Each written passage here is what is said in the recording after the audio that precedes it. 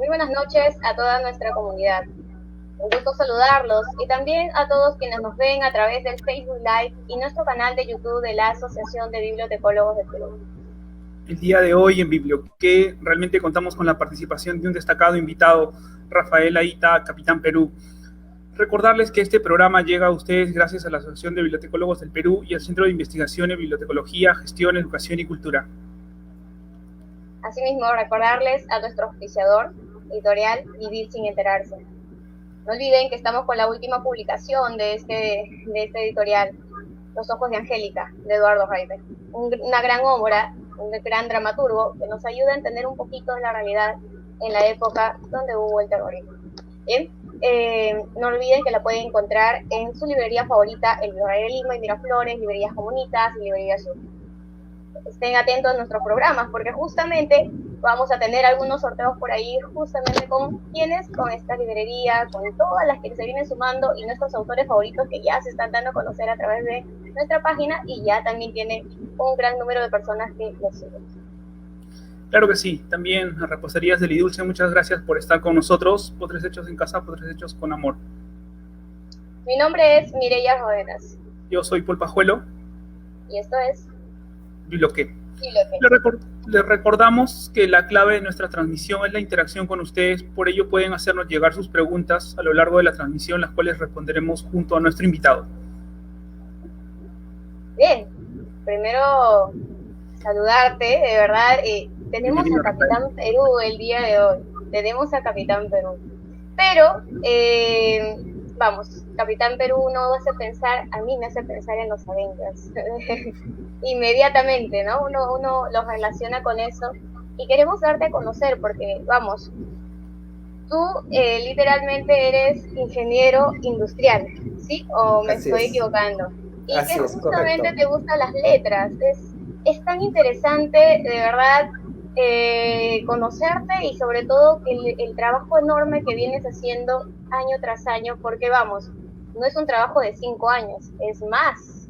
Por favor, ahí la comunidad tiene que conocerte, ¿no? Yo sé que tú ya tienes tus seguidores, tienes tus views por ahí que están detrás de lo que tú vienes publicando, porque también tienes libros, así es. Entonces, te escuchamos. Primero te preséntate un poquito por ahí y ya nos recordamos.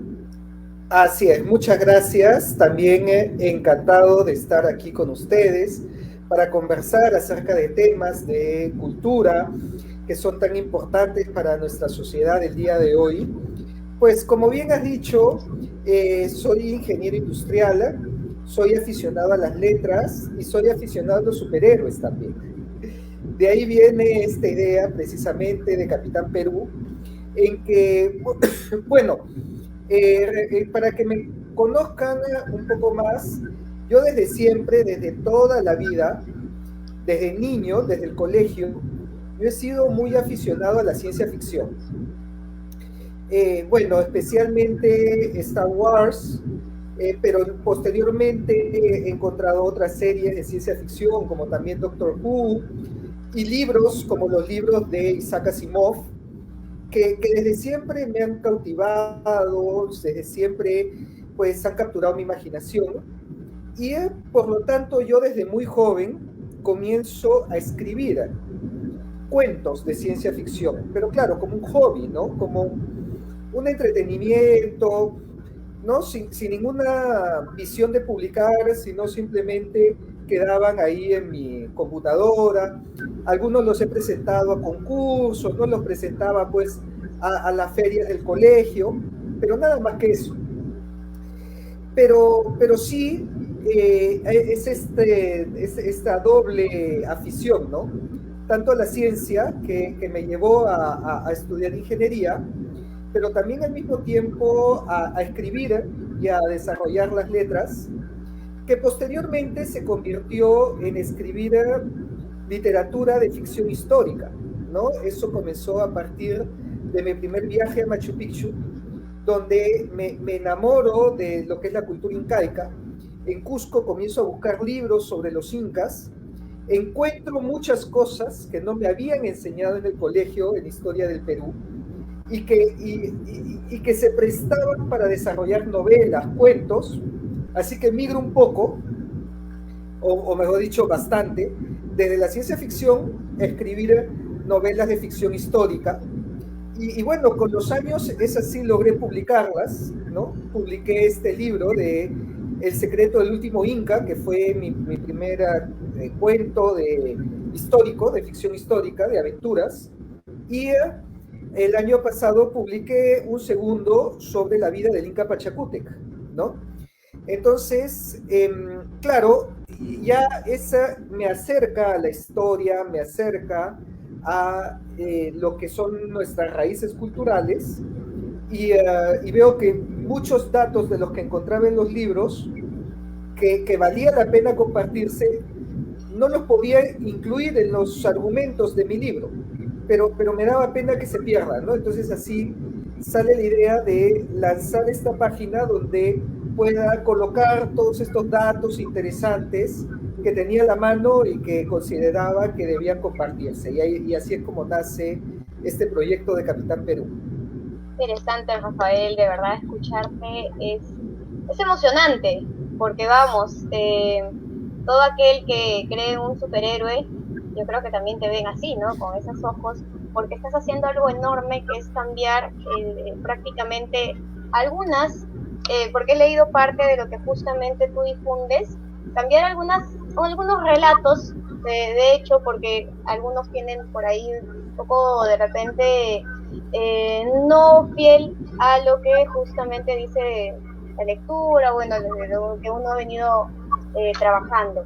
Entonces, Rafael, tu lucha contra la ignorancia es tremenda, ¿no? Entonces yo te agradezco de verdad y vamos, entonces comenzamos por aquí. Rafael, antes de pasar a Paul con su pregunta, señálalos, ¿cuántos años más o menos ya en este trabajo que vienes haciendo? Porque creo que ya tienes 10, 14, ¿cuántos años exactamente?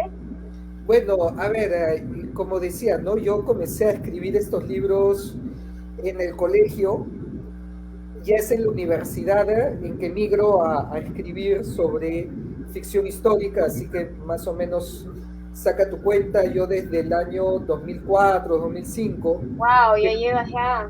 Que comienzo a escribir cuentos y libros de ficción histórica. Recién los pude publicar el año 2018, mi primer libro. Y la página, ¿no?, del proyecto, ¿no?, las redes sociales de Capitán Perú comenzaron el año 2017. Bien, claro bien. que sí.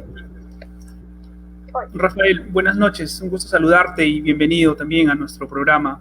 Te agradecemos por también difundir la historia, la cultura, cosa que nos interesa a nosotros. Yo quería hacerte una consulta. Alberto Vergara, por ejemplo, publicó un artículo, La democracia peruana agoniza, señalando que diagnosticar la enfermedad que la está matando quizás es difícil. En estos días más aún de convulsión, ¿cómo ves al Perú, al país? ¿Qué crees que posiblemente nos espera? ¿Crees en eso de la existencia de una narrativa y una posverdad, como señalan algunos medios de comunicación? Bueno, a ver, hay dos partes en tu pregunta. Voy a tomar la primera, que es sobre la democracia que agoniza, ¿no? Yo no creo que la democracia esté agonizando en el Perú. Yo creo que la democracia nunca tuvo salud en el Perú. Y más bien ha regresado a su status quo de siempre, ¿no? Si nosotros revisamos nuestros 200 años de historia republicana, vamos a ver que la constante en esos 200 años han sido golpes de Estado, militarismos, autoritarismos, dictaduras, etcétera, etcétera, etcétera, ¿no? Basadre identifica el periodo más largo de democracia en la República Aristocrática, que fueron 25 años de democracia y no fueron continuas porque en el medio tenemos el golpe de Benavides, ¿no? Que bueno, llama a elecciones, pero hubo un golpe. Eso significa que nosotros, si llegamos al año 2026 sin ningún suceso abrupto, estaríamos rompiendo nuestro récord histórico de democracia. Imagínate, ¿no? Pero claro, esto ya cada día lo vemos más difícil, ¿no? Vemos pues que como bien dice el artículo, esto está tambaleando. Uh-huh. Pero también está tambaleando porque la democracia solo han sido los periodos excepcionales en nuestra historia. nunca nos hemos acostumbrado a crear un espíritu de democracia, y eso lo hemos visto el año pasado, en donde, bueno, estamos, claro, en 2020, ¿no? Bueno, 2019, 2020, en donde la gente ha aplaudido vacancias y cierres de Congreso, ¿no? Y a la gente que aplaudía esto, yo le decía, oye, ¿tú crees en la independencia de poderes? Porque si tú aplaudes que cierren el Congreso, entonces tú crees en más bien unir, centralizar el poder, y eso no es democracia, ¿no? Entonces, el peruano tiene un ADN, tiene una herencia, tiene un espíritu de valorar el caudillismo. No sé si es porque todavía anhelamos al incanato, anhelamos un inca fuerte, poderoso, con una vara de hierro en la mano, pero la verdad es que la persona busca un caudillo, el peruano busca un caudillo. Tú lo ves cada elección. La gente no lee planes de gobierno, no lee proyectos políticos, no lee ni de ideologías, busca a la persona, ¿no? Dice, yo voto por él porque me parece que es un líder fuerte, me parece que va a poner mano dura. No le importa su proyecto político, votan por las personas, no por los proyectos. Eso no es democracia, ¿no? Entonces, si decimos que la democracia está agonizando, yo diría que lleva 200 años agonizando en el Perú, ¿no? Y que más bien ahora hemos tenido un largo periodo democrático del cual no estamos acostumbrados, ¿no? Eso es en una primera parte de tu pregunta, ¿no? En una segunda parte, bueno, a ver, para recordarme qué es lo que habías mencionado. Sí, te diría que he mencionado, digamos, ya, bueno, planteando, empezando de lo que estás mencionando, ¿qué nos esperaría en todo caso? Porque se ha mencionado ahora que hay una narrativa y una posverdad que muchos medios de comunicación lo señalan, ¿no? Como para reescribir un poco la historia, pero no sé cómo lo ves tú. Yo sí, obviamente, totalmente de acuerdo, y no creo que sea un caso personal, ¿no? Cualquier persona que abra un libro de María Rogorovsky, José Antonio del Busto, Valdemar Espinosa, o cualquiera de los autores de historia, se va a dar cuenta que la historia que nos enseñan no es lo que aparece en ese libro. Es una historia mucho más edulcorada, una historia tal vez al servicio de ciertos pensamientos. Y ojo, esto no tiene nada que ver con una línea política. Esto te lo va a asegurar cualquier persona, ya esté en la derecha o en la izquierda. He conversado con los dos extremos, y de los dos extremos me han dicho, nuestra historia la enseñan pésimo, ¿no? Le enseñan una historia mitificada, una historia idealizada, ¿no? En donde incluso, pues, periodos históricos como el de los incas, siendo yo un admirador del incanato, lo mitifican, lo colocan de una forma paradisíaca, mientras que otros periodos históricos lo satanizan. La guerra con Chile está impregnada de mucho victimismo.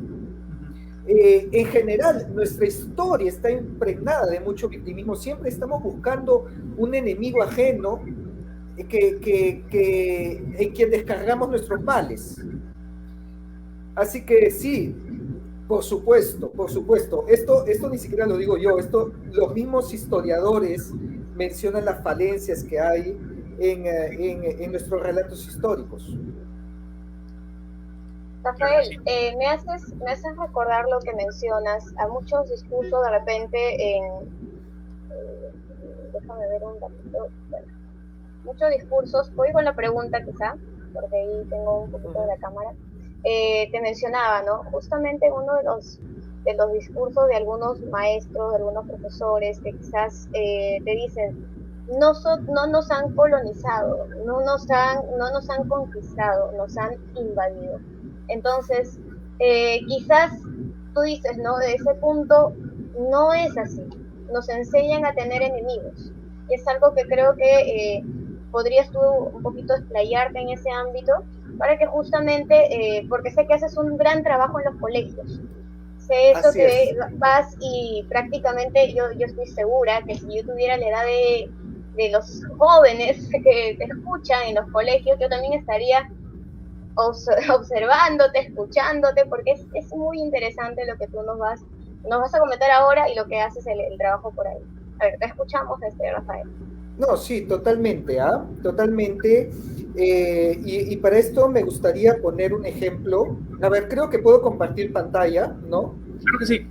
Porque tengo acá precisamente una entrevista que se hizo a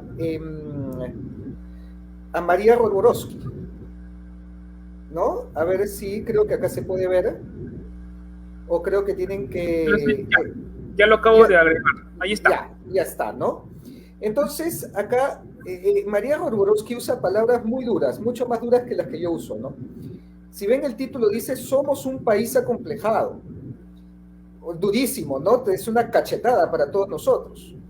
Pero cuando le preguntan por qué, ella dice, porque es acomplejante para una nación saber que un puñado de españoles, porque fue un puñado, vinieron y conquistaron todo un estado.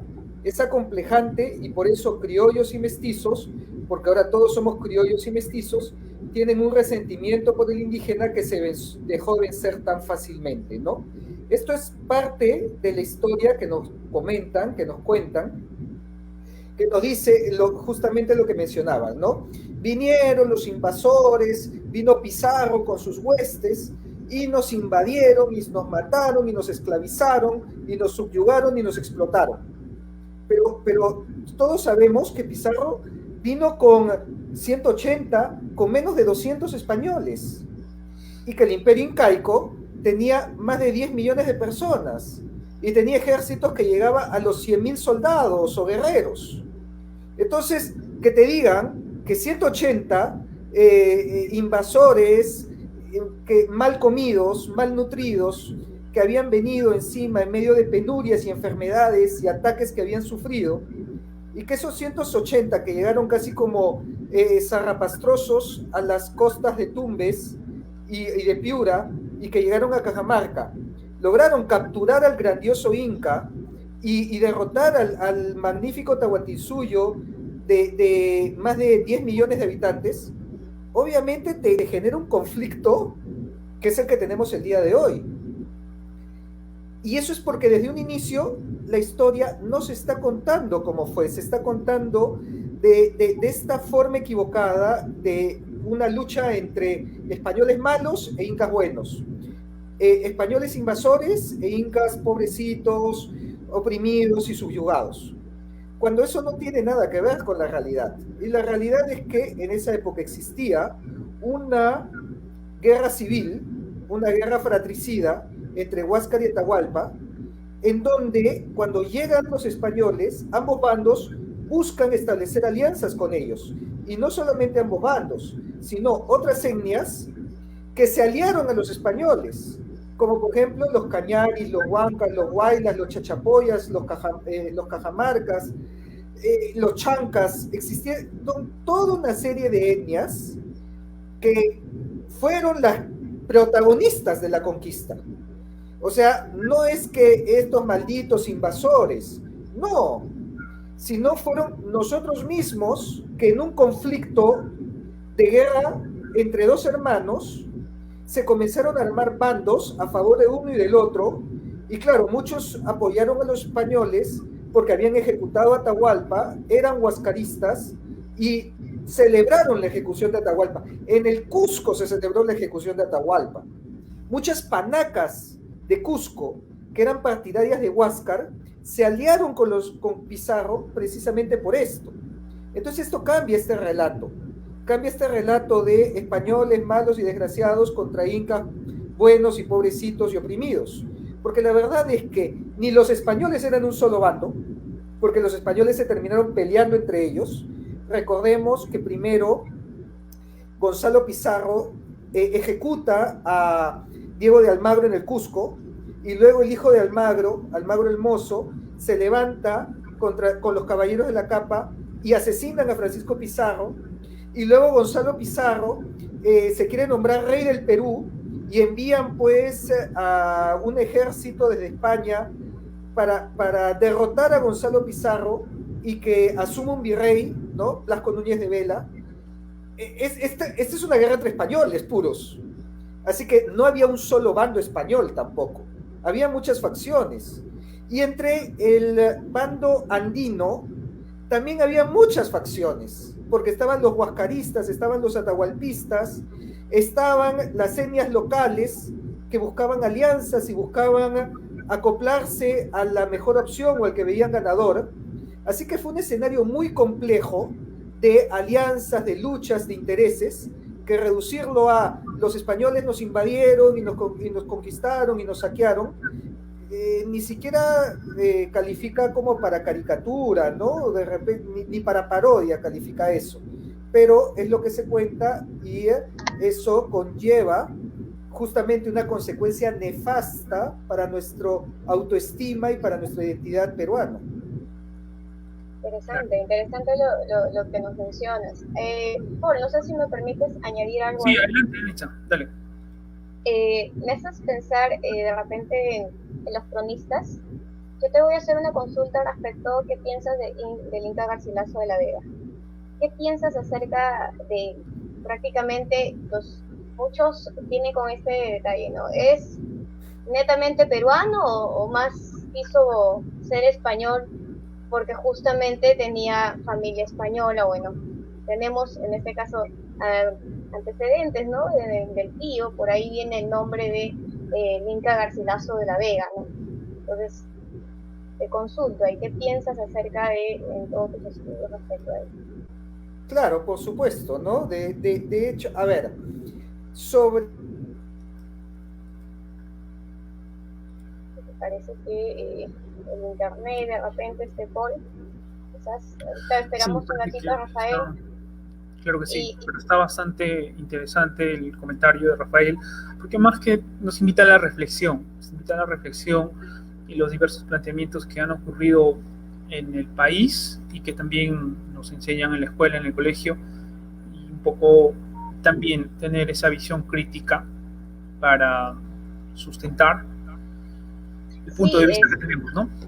Sí, eso es muy interesante. Yo lo que voy intentando con las cámaras es muy interesante porque justamente le pregunto esto ahí para los que nos están escuchando.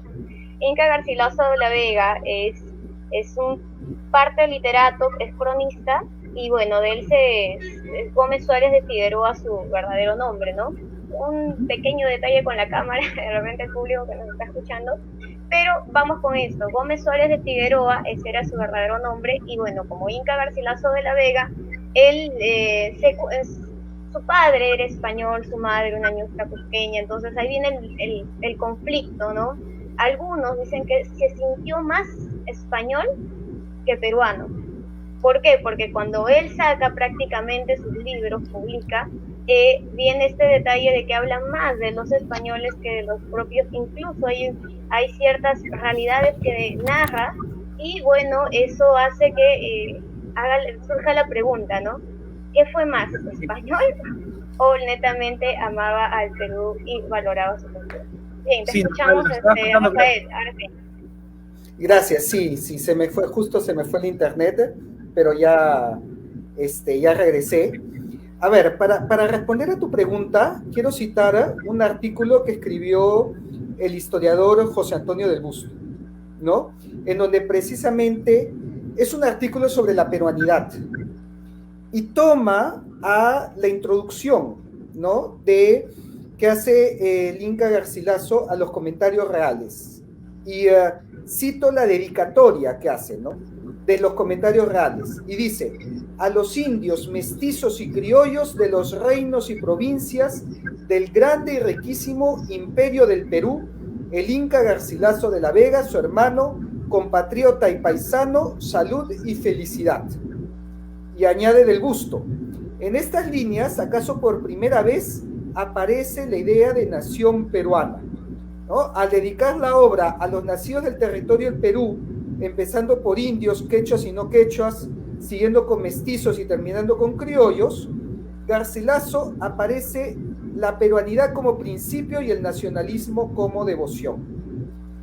Garcilaso es entonces el proto-peruano, en el sentido que en base a la identidad de Garcilaso se comienza a construir lo que es la peruanidad, como mestizo, como unión de la sangre del Inca y de la cultura andina, y también la sangre hispana y la cultura occidental. Esta unión es la que da origen al Perú. Y por lo tanto el Inca Garcilaso viene a ser este modelo de peruano. Ahora, ¿qué más debo añadir? Que Garcilaso, como escritor, fue un escritor fenomenal. Su obra trascendió en el tiempo. Tal vez uno de los mejores escritores de la historia del Perú, uno de los más reconocidos. Si hacemos un top 10 de los escritores nacidos en el Perú, Garcilaso va a estar ahí, en ese podio de honor. Pero no como cronista. Hago la diferencia. Su crónica me parece que se acerca más a la ficción que a la realidad. Porque Garcilaso nos ofrece una visión idílica del Tahuantinsuyo, una narración idealizada del Tahuantinsuyo. Este hecho lo dice muchos autores, como por ejemplo Roborowski, el mismo del Busto, en donde menciona que Garcilaso trastoca la historia inca para ofrecerla de forma, por ejemplo, eliminando rebeliones, sublevaciones, que sí citan otros cronistas, ¿no? Eliminando la muerte de ciertos sucesores, ¿no? Por ejemplo, del sucesor de Yaguarhuaca, que es emboscado y asesinado por sus parientes los guayacanes. Este hecho lo omite Garcilaso para no representar debilidad. En otros casos los menciona, pero dice, esto no debe haber ocurrido porque unos enemigos tan débiles no podían atreverse a atentar contra la grandeza inca. Garcilaso intercambia las figuras de Pachacute con Huiracocha, porque quería enaltecer a la panaca de Huiracocha porque él descendía de la panaca de Huiracocha. Entonces, sus libros que él ofrece hacia Europa, porque recordemos que Garcilaso escribe en España y escribe hacia el público español, y además, muchos años después de haber estado en el Perú, lo hace con la idea de ofrecer a Europa una visión paradisíaca de un imperio que casi se ubicó en el jardín del Edén. Y el día de hoy, mucha de esta visión que nosotros tenemos del Tahuantinsuyo ha sido heredada de Garcilaso, y eso también nos ha hecho daño, porque pensamos en el Tahuantinsuyo de una forma utópica, de una forma muy soñadora, y eso nos hace anhelarlo, y obviamente nos hace caer en el caudillismo. Así que, como cronista, no me gusta, como escritor de ficción, me encanta. Como peruano, vendría a ser la síntesis de lo que vendríamos a hacer el día de hoy los peruanos. Interesante. Justo sobre ese tema, yo estaba pensando que uno de los acontecimientos de la conquista del Perú, el cual carece quizás de documentación fidedigna, es el proceso que se le siguió al Inca Atahualpa previo a la ejecución que tuvo, ¿no? Aquel 26 de julio de 1533. Yo quería consultarte o preguntarte, Rafael, el cura Vicente Valverde, quizás escandalizado por los pecados del Inca, junto al tesorero Alonso de Riquelme, ¿cuál es el papel del cura Valverde que tú lo ves? ¿De repente fue realmente un defensor de los incas? ¿Tenía algunos intereses? ¿Cuál es tu visión sobre eso? Al final el destino de Atahualpa se decidió por votación, nos dicen las crónicas, ¿no? En donde perdió por un estrecho margen. Si recuerdo bien, lo estoy diciendo de memoria, 13 votos a 11. O sea, bastaba una persona que hubiera votado en contra, que votara a favor, y ya no lo hubieran ejecutado. Influyó que Atahualpa perdiera sus defensores, porque Atahualpa tenía defensores entre los españoles, Uno de ellos era Hernando de Soto, obviamente no el político, ¿no? El conquistador de aquella época. Pero Hernando de Soto fue enviado a la huaca de Pachacámac, porque Atahualpa les dice que había más oro ahí en Pachacámac, ¿no? Entonces va Hernando de Soto y durante este viaje es que sucede el juicio y la ejecución de Atahualpa, que tal vez con Hernando de Soto en Cajamarca no lo hubiera permitido, porque Hernando de Soto era aliado, defensor de Atahualpa. Atahualpa tuvo defensores, no sabemos quiénes fueron esos 11 que votaron a su favor. No sabemos si ahí estuvo el cura Valverde, no sabemos si estuvo el mismo Francisco Pizarro. Recordemos que según la crónica de Pedro Pizarro,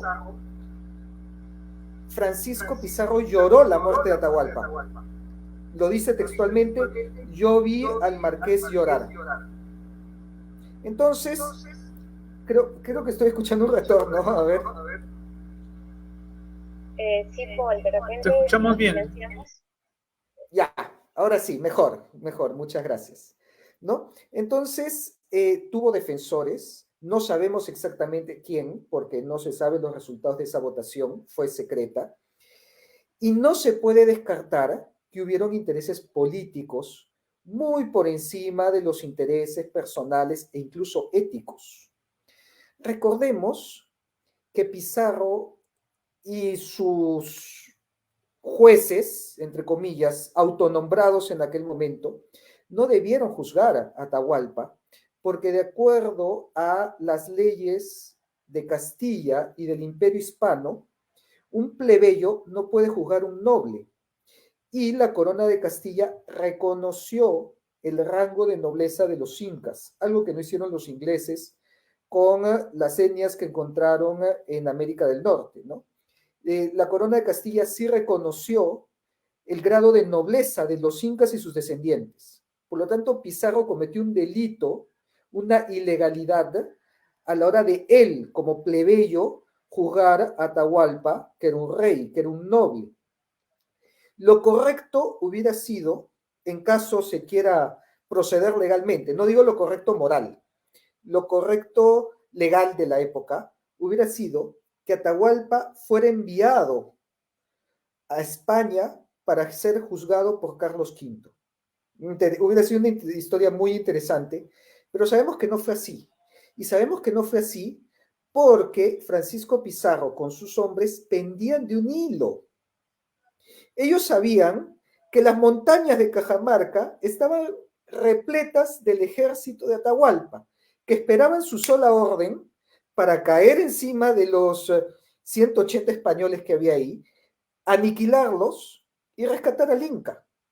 Y lo único que los detenía era Huáscar, el temor a Huáscar. Eso era lo que los estaba frenando, que de repente Huáscar tome esto para sublevarse y levantarse. Y es por eso que Atahualpa, antes de pedir ser rescatado, pide ejecutar a Huáscar, porque le tenía más miedo a Huáscar que a Francisco Pizarro. En el momento que Huáscar es ejecutado, Atahualpa se sentencia él solo, porque ya el único heredero, el único sobre el que caía la Mascaipacha, era Atahualpa. Y esto lo convertía en un personaje peligrosísimo para los intereses de Pizarro, y por lo tanto decidieron ejecutarlo, porque si no lo ejecutaban en ese momento, Atahualpa daba la orden que lo liberen y todos los españoles morían en ese lugar. Era una cuestión de vida o muerte. Era una cuestión de, si no muere él, muero yo. Y por eso fueron empujados hacia ese momento y que luego busquen un sucesor inca que sea aliado de Pizarro, como lo fue primero Tupahualpa y luego Manco Inca, ¿no? Entonces, obviamente, tiene razón en lo que dicen, hubieron intereses políticos, tal vez intereses de sobrevivencia, ¿no? En esos momentos más se piensa en sobrevivir antes que en otra cosa. Pero todos estos fueron confabulándose y fueron moviéndose para el resultado que finalmente tuvo ese desenlace. Sí, bastante reflexivo. Adelante, Danitza. historia también es que nosotros queremos que de repente más te sigan en las páginas donde yo sé que tienes una página oficial como Capitán Perú. ¿Qué otras redes tienes por ahí para poder que se vayan sumando más personas? Porque lo que nos cuentas, nos mencionas y todo eso, de hecho, ¿no? A quién no le va a gustar. Mira, te entretiene y estás aprendiendo, que es lo mejor. Estás aprendiendo. Entonces, por ahí decía, ¿no? ¿Cuánto inviertes tu tiempo si ves una hora de Netflix, porque no es una hora una hora con Rafael, con Capitán Perú? A ver, vamos, ¿nos dices?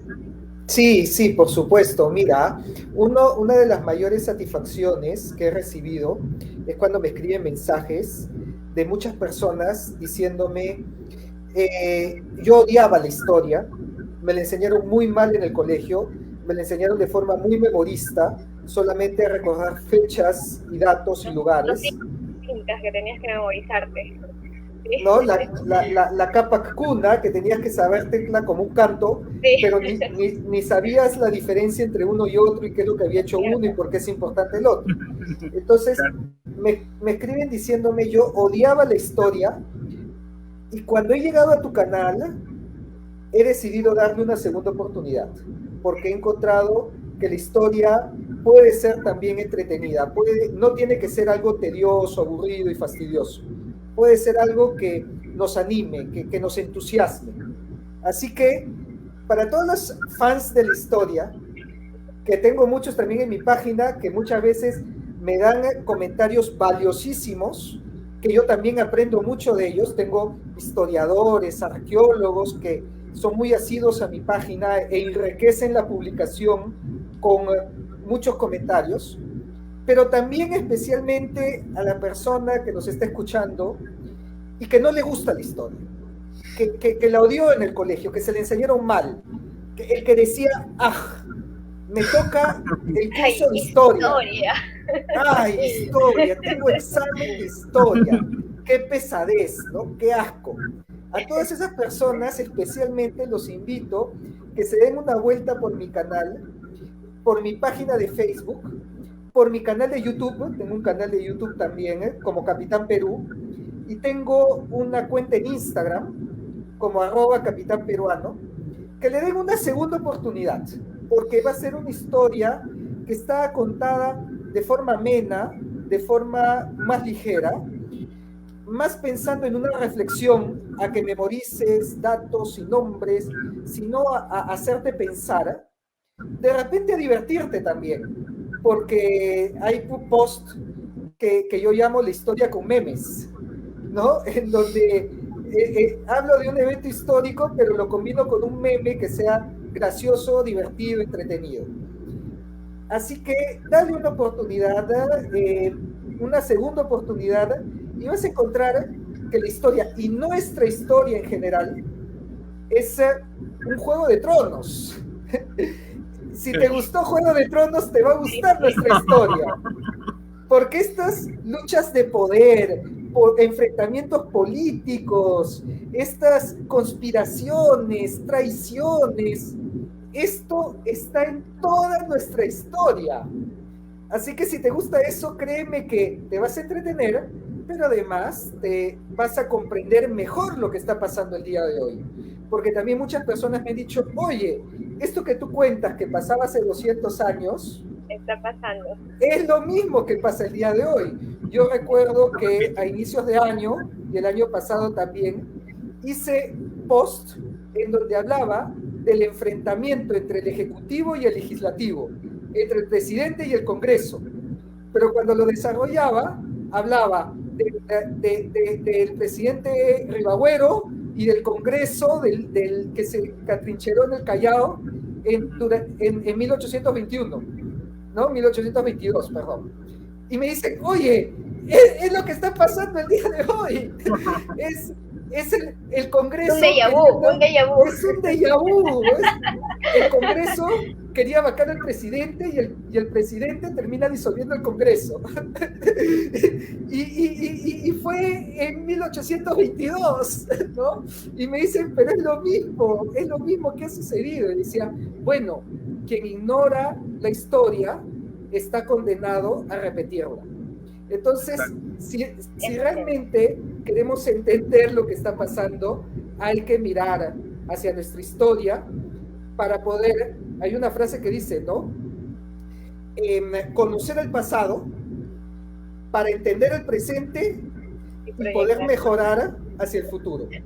Así que ese es el mensaje, ¿no? El mensaje es que si nosotros conocemos nuestra historia, podemos entender los problemas que nos están pasando y trabajar para un Perú mejor, para ser el Perú que todos soñamos.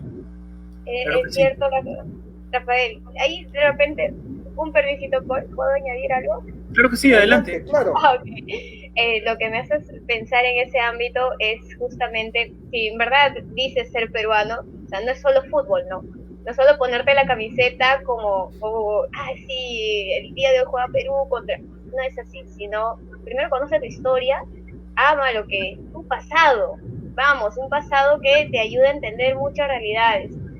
Y justo el Palacio de Gobierno, que ahora va a ser Museo de las Artes, ¿no? Entonces, perdón, el Museo del Ministerio de las Culturas. De las Culturas. De las Culturas, ahora es con ese nombre. Pues, justamente este Palacio de Gobierno ha pasado por mucho. Lo sé, porque desde, si mal no recuerdo, el asesinato, hubo asesinatos. El asesinato de Francisco Pizarro, claro. Pizarro murió ahí en pleno palacio.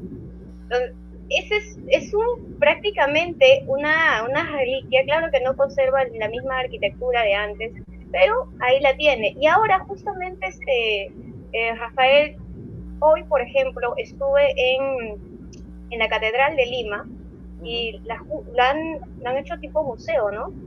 Esta y la del costado. Puedes visitarlas.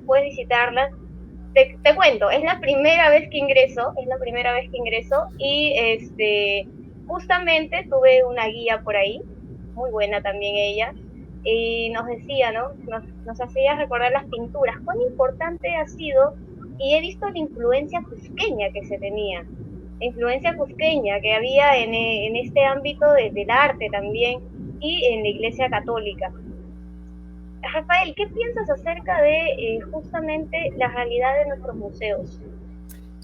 Antes quería preguntarte, ya que visitaste la catedral, ¿llegaste a ver la tumba de Francisco Pizarro? Mira, te soy honesta, no pude llegar a verla. Está ahí, ¿ah? No pude llegar a verla, no pude. Ahí. Bueno, motivo para regresar. Pero ojo, es que yo te lo preguntaba porque es un boleto aparte. O sea, es un boleto catedral y aparte otro es la tumba de Pizarro. Así que será motivo para regresar porque se puede visitar ahí precisamente, lo encontraron en la catedral a Francisco Pizarro. Y bueno, ahí cuentan también toda su historia, su árbol genealógico, es una historia muy interesante. Así que sí, como bien dices, hay una riqueza enorme en nuestros museos, en nuestras iglesias, en nuestros cuadros. Yo siempre digo que Lima es una ciudad museo. Tú caminas por las calles y vas a encontrar historia, ¿no? Vas a encontrar lugares donde sucedió algo importante, donde murió alguien importante, donde hubo un acontecimiento de una guerra, de una batalla. Tanto ha pasado por Lima que tenemos esa suerte, ¿no? De encontrar hechos históricos que solamente caminando por sus calles. Sobre el tema de los museos, definitivamente necesitan un impulso, sé que se ha estado haciendo un trabajo para revalorizar museos. Por pandemia han sufrido mucho, se han cerrado los museos, pero también sé que en pandemia se ha aprovechado a remodelarlos. Por ejemplo, el Museo de Sitio de Pachacámac se ha repotenciado, se ha inaugurado uno nuevo, así que visiten Pachacámac. Fue el oráculo más importante de la época prehispánica. El mismo Inca iba a Pachacámac para saber si iba a haber una buena cosecha, un buen clima o su suerte en la guerra.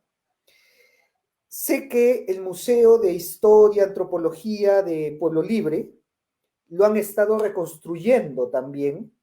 Ya, este sí fue un caso más de necesidad, porque saben que adentro está la casa de San Martín y Bolívar, ¿no?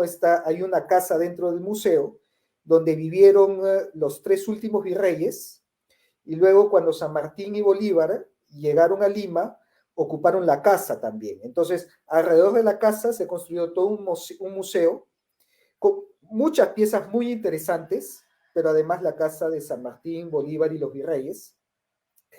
Supe que estuvo en remodelación, porque, bueno, es necesario cada cierto tiempo para preservarlo. No sé si está abierto aún, creo que no. Así que sí se está haciendo un trabajo para poner en valor nuestros museos, pero obviamente el trabajo no sirve de nada si no los visitamos, ¿no? Así que el llamado es a que los visiten. Creo que todavía está la promoción de museos gratis el primer domingo del mes, o el segundo, no recuerdo exactamente la fecha, pero busquen eso. Hay un domingo del mes en que se puede entrar gratis a los museos, así que aprovechen eso para conocer más de nuestro Perú, porque hay una frase que siempre digo, ¿no?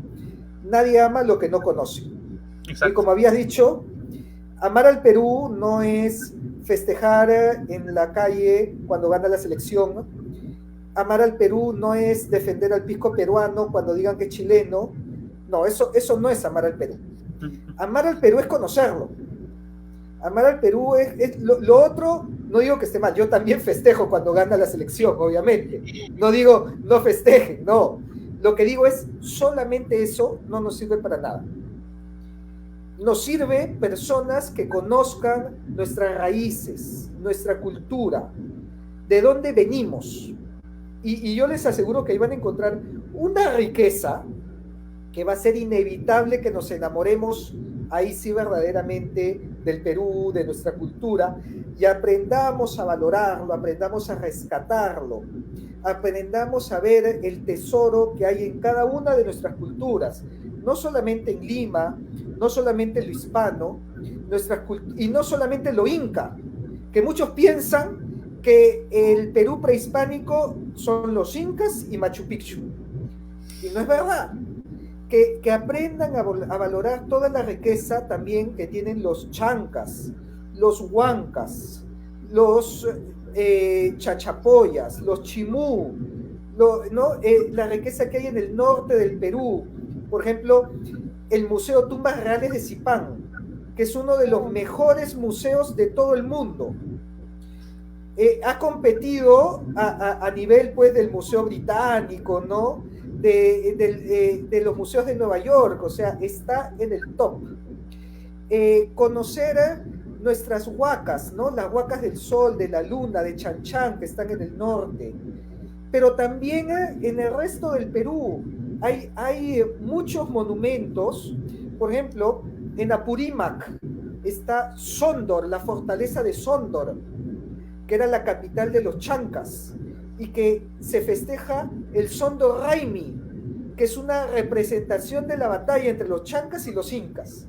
La gran mayoría ni siquiera sabe que existe eso, y es algo maravilloso, muy vistoso, que vuelan miles de kilómetros para verlo.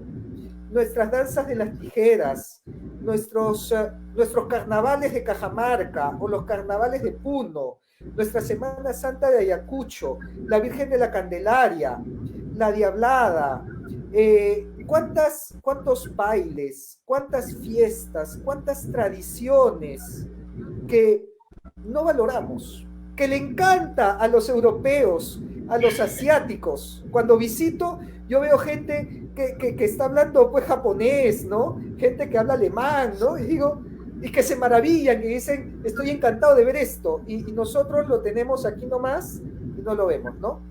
Así que el día que lo sepamos valorar, yo creo que ese es el día que va a cambiar el Perú, porque ya todos vamos a saber las riquezas, el tesoro que tenemos, y nos vamos a esforzar y a dedicar para poder revalorarlo y para poder trabajar para hacer el país que todos queremos al final de cuentas. Claro que sí. Excelente, ¿no? Coincidimos completamente contigo, Rafael. Rafael, yo quería un poco ya también entrar como parte de la historia, una reflexión. Por ejemplo, cuando hablábamos antes de salir al aire sobre la Revolución Francesa, más o menos por allá, por 1788, 1799, donde se dio una gran lucha entre el antiguo régimen marcado por una sociedad organizada en estamentos y sus opositores. Y bueno, este conflicto trascendió más allá de las fronteras de Francia, como todos sabemos.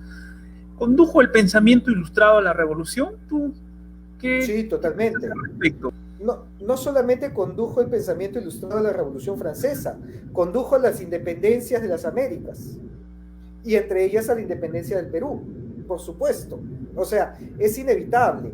La Revolución Francesa no afectó solamente a Francia, afectó a la historia al punto que marca el inicio de la edad contemporánea.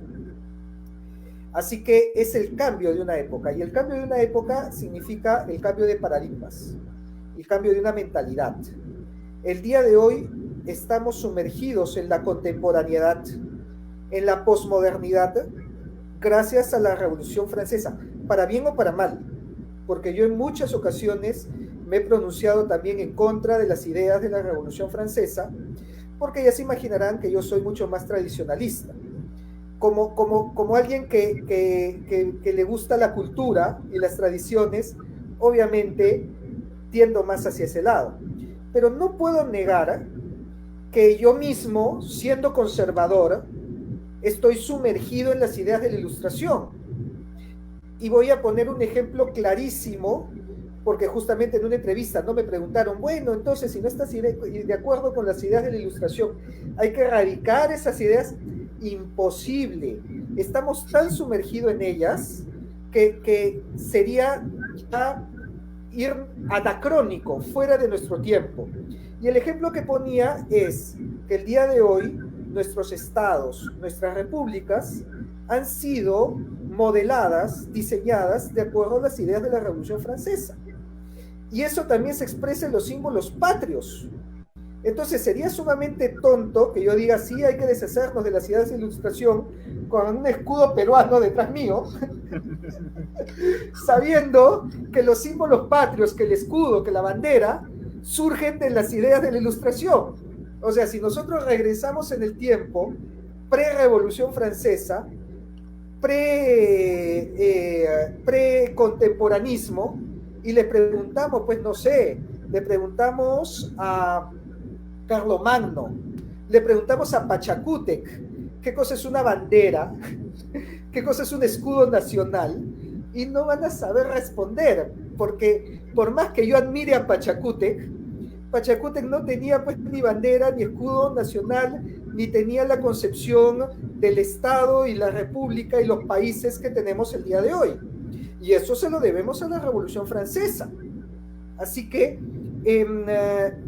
todo movimiento, claro, tiene sus aspectos positivos y negativos, y podemos argumentar que mucho del relativismo, del posmodernismo, de la posverdad que mencionabas, son consecuencia de los filósofos de la Ilustración y han sido elaborados por filósofos franceses, ¿no? Porque si hablamos de posmodernidad, voy a tener que hablar pues de Sartre, de Derrida, Foucault y compañía. Bueno, no nos va a gustar a todos, pero por otro lado, muchas de las cosas que estamos sumergidos en el mundo de hoy, empezando nuestro país, nuestro estado, nuestra república, nuestra bandera, nuestro himno, vienen de la Revolución Francesa, ¿no? Y bueno, ¿quién puede ignorar pues la Marsellesa como el icónico himno que surge de la toma de la Bastilla, ¿no? Así que sí, yo soy el primer crítico de las ideas de la Ilustración, pero al mismo tiempo reconozco que han moldeado la sociedad donde vivimos, que estamos sumergidos, que querámoslo o no, tenemos nosotros mismos enraizados ideas de la Ilustración, pero obviamente siempre buscando el mejorar. Hay que ser críticos con lo que considero que no le está haciendo bien a la sociedad, porque tampoco podemos decir que vivimos en una sociedad perfecta. Hay muchos errores y obviamente hay que ver en qué hemos fallado para mejorar como sociedad y pues alcanzar una mayor justicia, alcanzar un bienestar y sobre todo un nivel de vida en que no estemos en esta insatisfacción que muchos nos encontramos, ¿no? Decimos, no es lo que, no creo que vivamos en la sociedad que Voltaire o que Rousseau habían soñado con sus ideas. No vivimos en la sociedad que los filósofos de la Ilustración habían proyectado. Así que obviamente eso hay que mejorarlo. Bien, Rafael, qué gusto escucharte. Uno nos invita a generar una reflexión. Lo que tú tratas de difundir es eso, más que memorizar, es siempre una reflexión ahí. Eso me hace pensar quizás en la parte que González Prada nos hace saber que si perdimos la guerra contra Chile es porque somos ignorantes, por la ignorancia, netamente. No sé si ahí estarás de acuerdo. Bueno, si bien no estoy de acuerdo con muchas ideas de González Prada, pero sí estoy de acuerdo en que él fue muy crítico, él fue producto también de su época. O sea, lo que se vivió con la guerra con Chile fue un trauma que concibió a González Prada. Tenía que existir un González Prada después de la debacle que tuvimos con Chile. Y obviamente él tiene mucha razón en hacer esa crítica a la sociedad limeña peruana. Tiene mucha razón al mencionar que en el Perú donde pones el dedo salta la pus. Creo que eso lo vemos hasta el día de hoy. Y tuvo mucha razón al afirmar que eso no solamente lo dijo González Prada, eso lo han dicho Cáceres, también Andrés Avelino Cáceres, en una entrevista mencionó que el debacle peruano ha sido producto de la desunión. Y vale aprenderlo para la coyuntura de hoy. O sea, eso no es una afirmación válida en 1890, no. Esa es una afirmación válida en 2021. Estamos en problemas porque somos una sociedad profundamente desunida y profundamente dividida y enfrentada. Y eso viene desde esa época e incluso antes.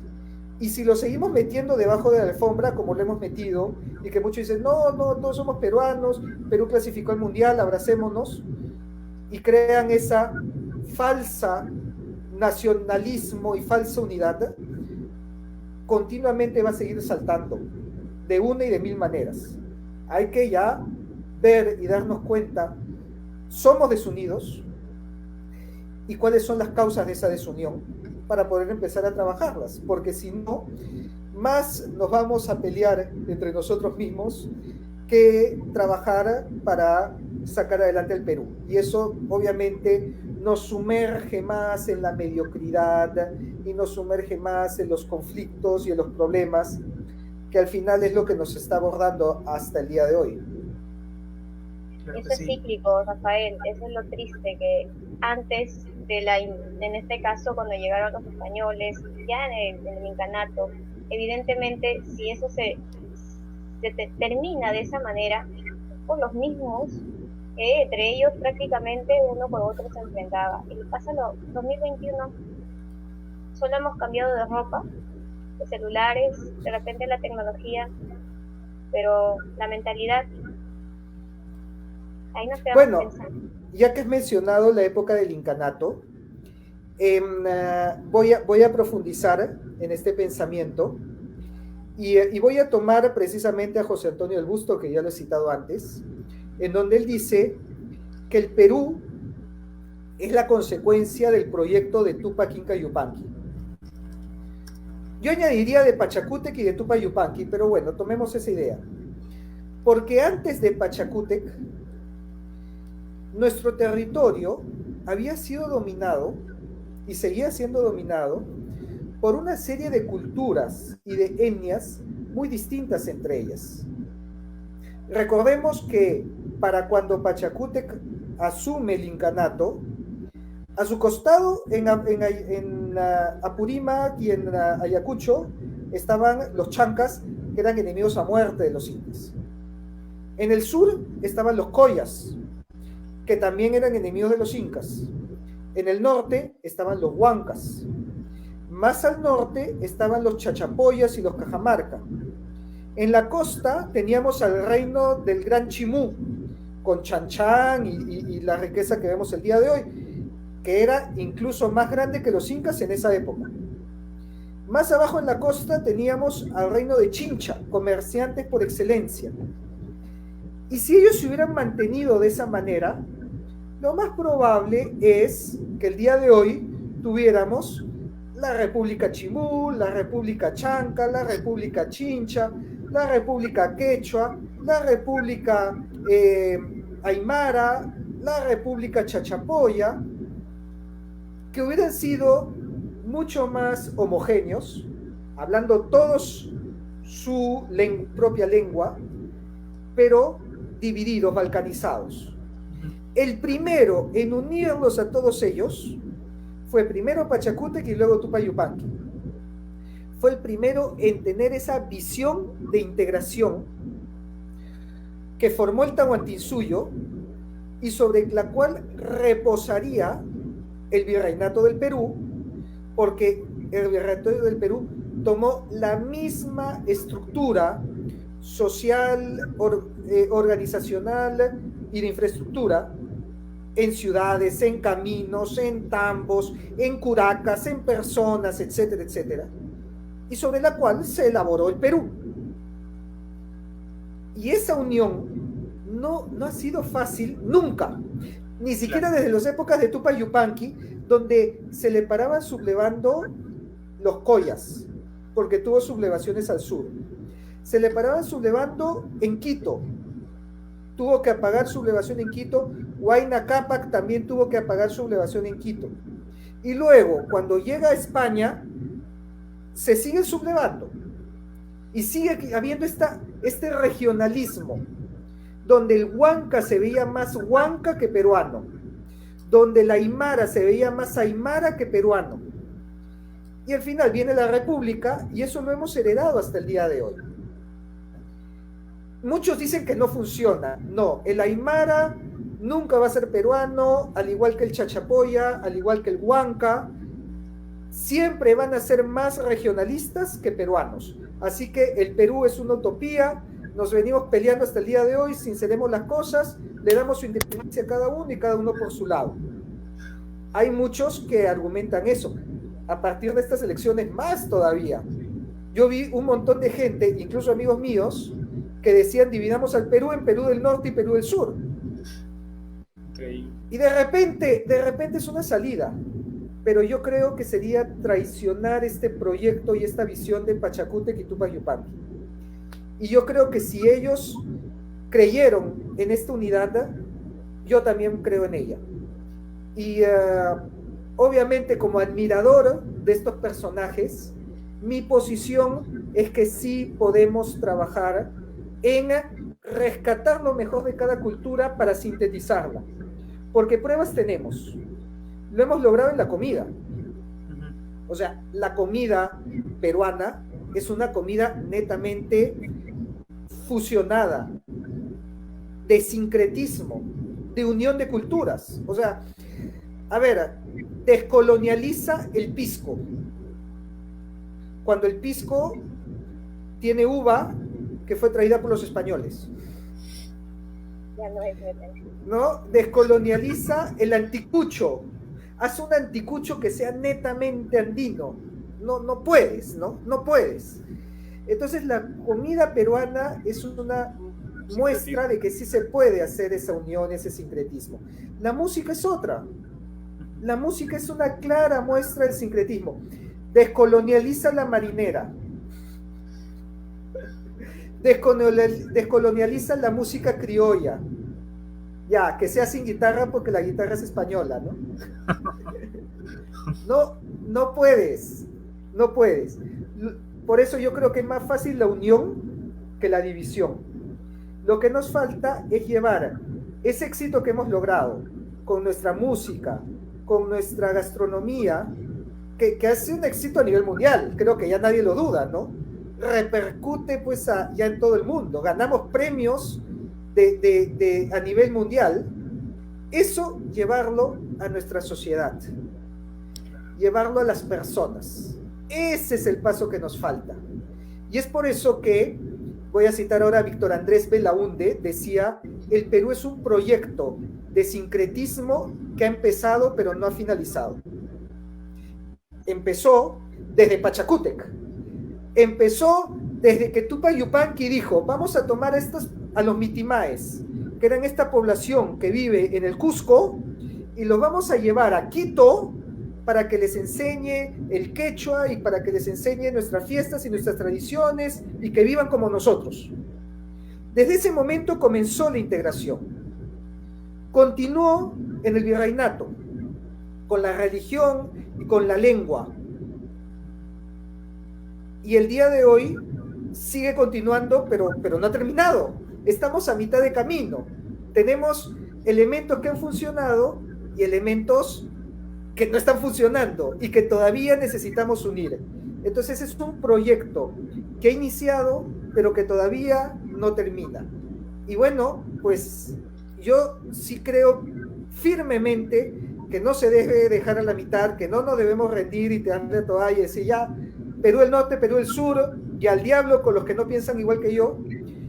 Yo pienso que hay que hacer este trabajo de unidad, en respeto y en memoria de todos estos personajes que admiramos desde Pachacútec. Claro que sí, también coincido con eso, Rafael. Rafael, ya realmente las reflexiones han sido bastante profundas y qué bueno que existan esos espacios para pensar un poco en el Perú, en el país que todos queremos.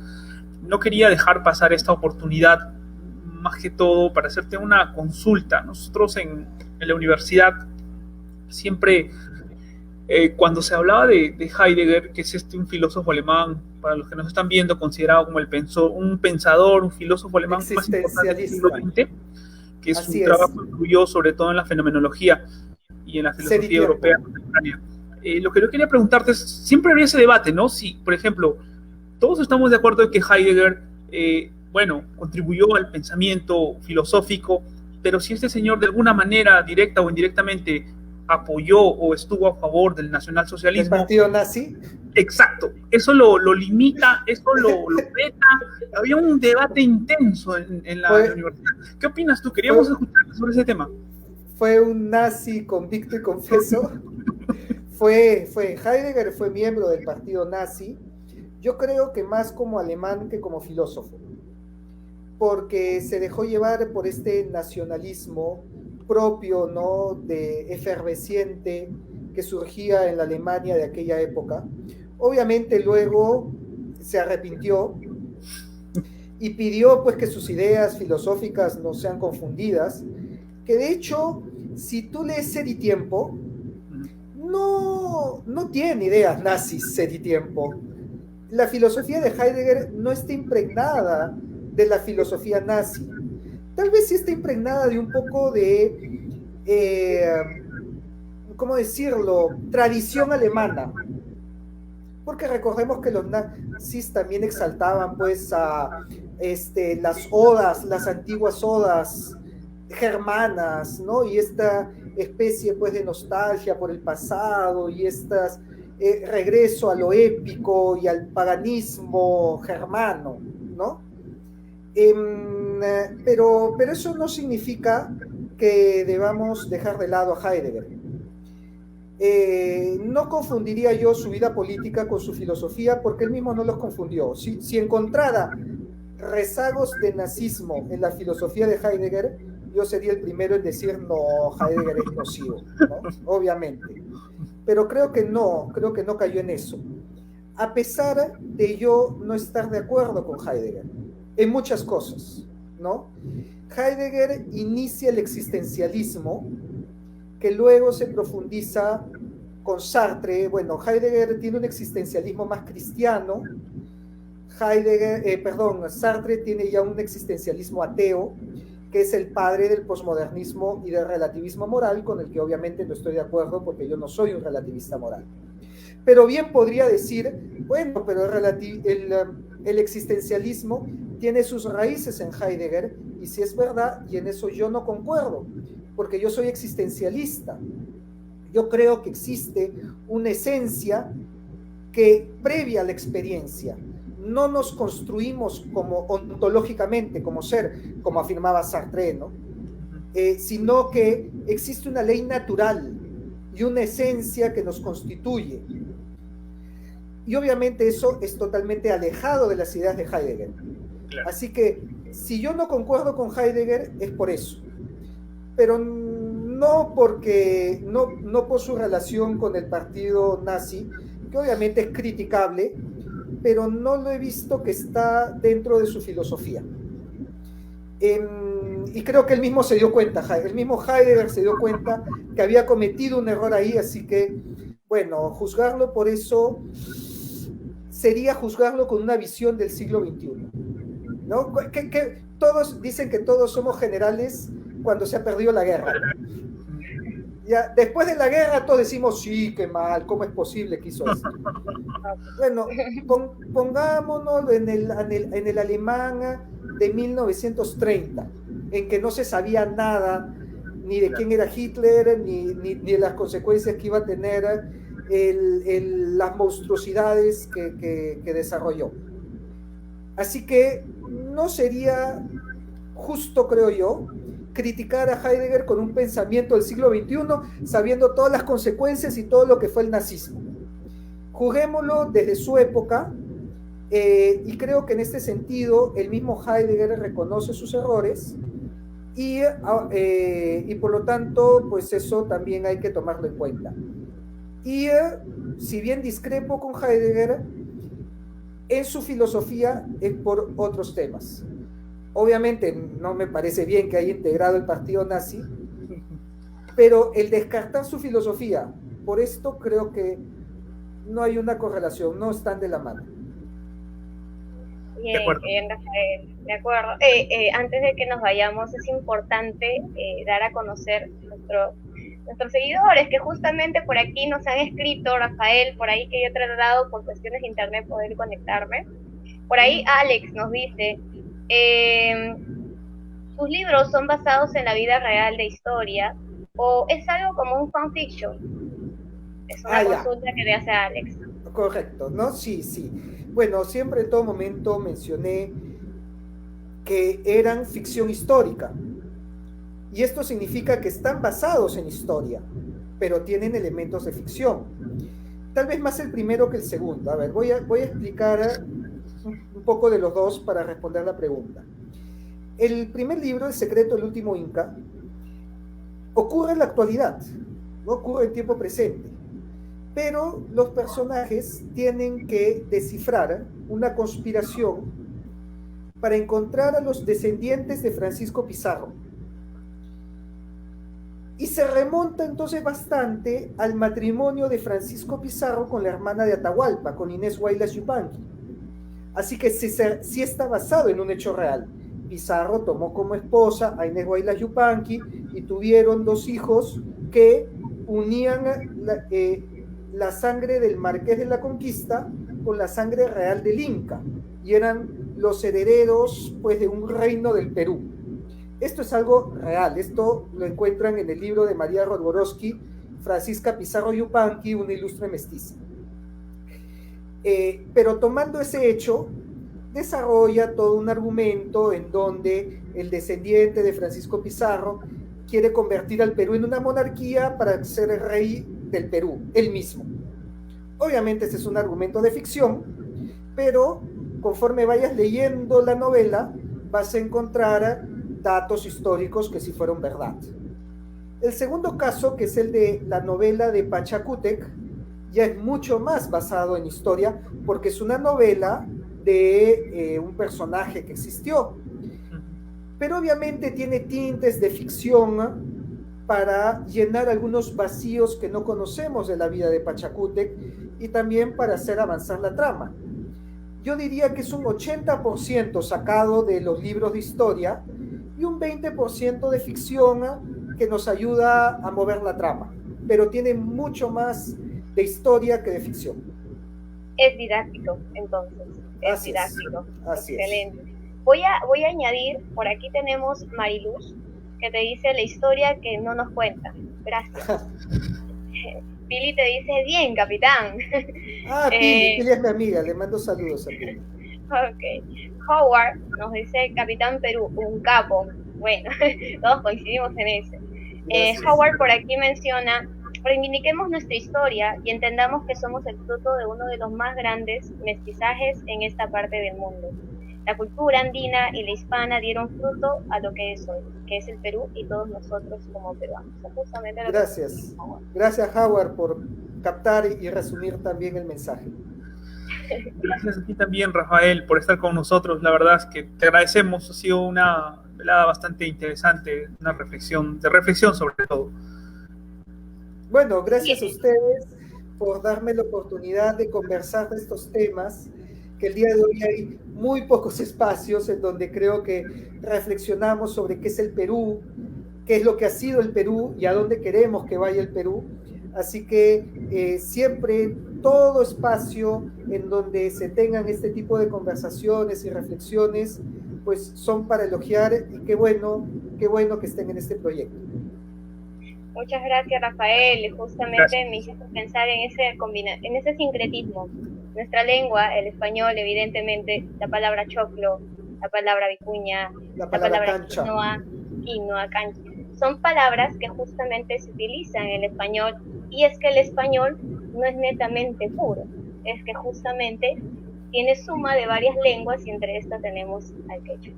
Bueno, voy a dar un ejemplo adicional, porque esto me lo enseñaron también unos amigos españoles que me dijeron, tú mucho hablas de la influencia de España en el Perú, pero no hablas de la influencia del Perú en España. Claro. Y tú sabes que el plato típico de España es la tortilla española, que está hecha en base a papa, que viene del Perú. Claro. El plato nacional de España está hecho con un ingrediente peruano, imagínate. Y la palabra papa es un peruanismo también. Es quechua, sí. Así es. Peruanismo, así es. Bien, Rafael, un gusto enorme, de verdad. Qué grandiosa noche contigo. Y bueno, nos despedimos, Paul, y bueno, yo sé que algunos se van a poner tristes. Sí, yo creo que podríamos de repente una segunda oportunidad seguir hablando sobre el tema.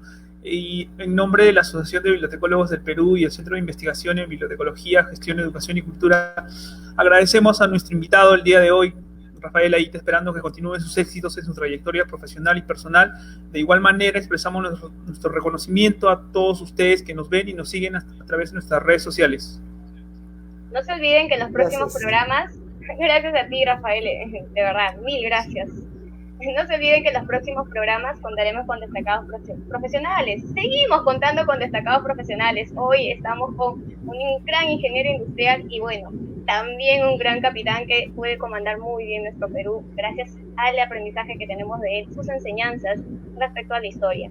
Bien, también contaremos con temas bibliotecológicos, educativos y culturales. Si no quieren perderse ninguna de nuestras próximas transmisiones, estén atentos al fanpage de la Asociación de Bibliotecólogos del Perú.